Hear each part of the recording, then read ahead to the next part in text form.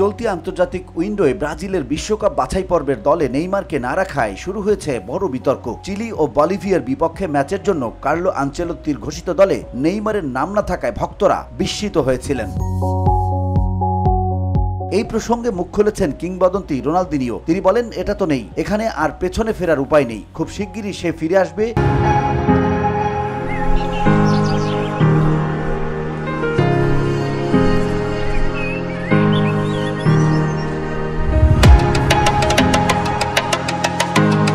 এবং আবারও আমাদের বিশ্ব চ্যাম্পিয়ন হতে সাহায্য করবে।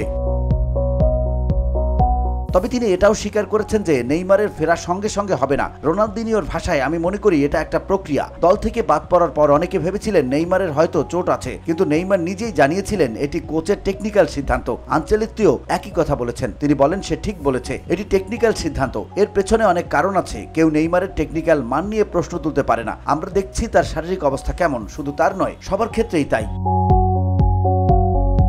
একই সংবাদ সম্মেলনে রোনালদিনিও ব্রাজিল কোচ আনচেলত্তিকে নিয়েও মত দেন। তিনি বলেন, আনচেলত্তি এখনই কাজ শুরু করেছেন। আমি মিলানে তার সঙ্গে কাজ করেছি। বলতে হবে তিনি সফল মানুষ এবং তার অভিজ্ঞতা অনেক। আমি চাই তিনি সেরা কাজ করুন এবং দেশকে আবারও শীর্ষে ফিরিয়ে আনুন।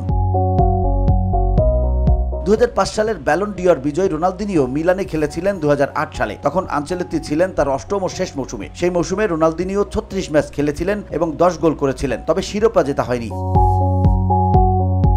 শুধু নেইমার নয়, সেপ্টেম্বরের দলে রাখা হয়নি ভিনিসিয়াস জুনিয়র আর রদ্রিগোকেও, কারণ ক্লাব বিশ্বকাপে খেলে তারা খানিকটা ক্লান্ত। আনচেলত্তি এই সময় নতুন তরুণদের দেখার সুযোগ নিয়েছেন। VOD Bangla news desk.